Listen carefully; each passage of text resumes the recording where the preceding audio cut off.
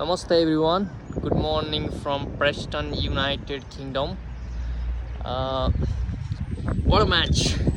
What a match! Nepal versus England, World Cup T20 in Mumbai, Wankhede Stadium. What a match! Sorry I'm late. म आज video बनाउँदैछु किनभने 2 दिनदेखि म कोमामा छु. So आज कोमाबाट भर्खर चिसो दिन रहेछ. So let's talk about the match. Near miss the disappointment. Very excited. I don't know. I didn't have word for this. We were so close to this. And we're gonna make it. We're gonna make it in near future. First thing first, success is a slow process, so keep waiting, keep some patience, and we're gonna achieve this very soon. Last time, South Africa versus Nepal, 1-run victory. Bangladesh versus Nepal, close victory, nearly win, 107 ka target. And this one, oh my god! Every moment was like near heart attack. So wow, Lucas Bam, the sixes, Dipendra Singh Airi, wow, reverse sweep, Kusal Vurtel, oh my god, Rohit Paudel, wow, what a match. So still दिल दुखाए पर टुटाए नहीं. हाम्रो अर्को next match बाँकी छ. उम्मीदका दामन छुटा त नहीं. नेक्स्ट म्याच बाँकी नै छ, Nepal versus West Indies. So we can crack that one for sure.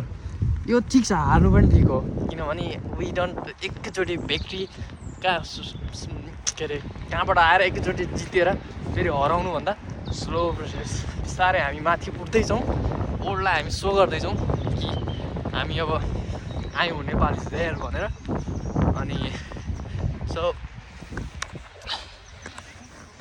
अब next match versus West Indies, we are gonna win. And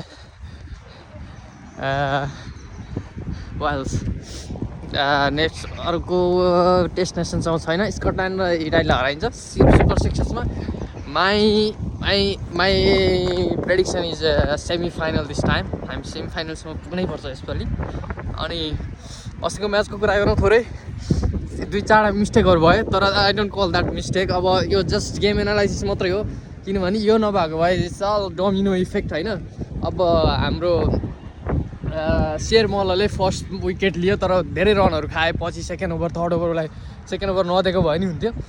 अब तर फर्स्ट विकेट उसले लियो, त्यो इफेक्टले गर्दा नै हामी यहाँ म्याचसम्म 180 रनको चेज गर्नेसम्म आइपुग्यो. त्यो सबै डोमिनो इफेक्ट मान्छु म होइन.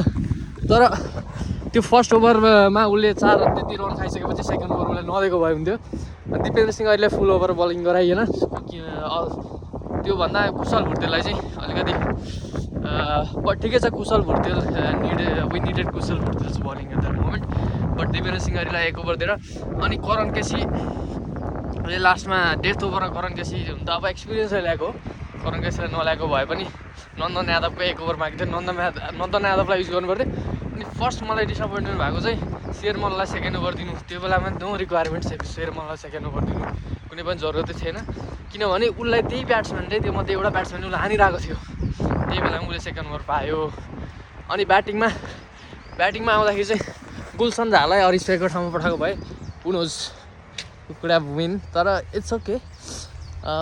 It's all domino effect. So hopefully next matchमा हामी जित्नेछौँ. जय नेपाल.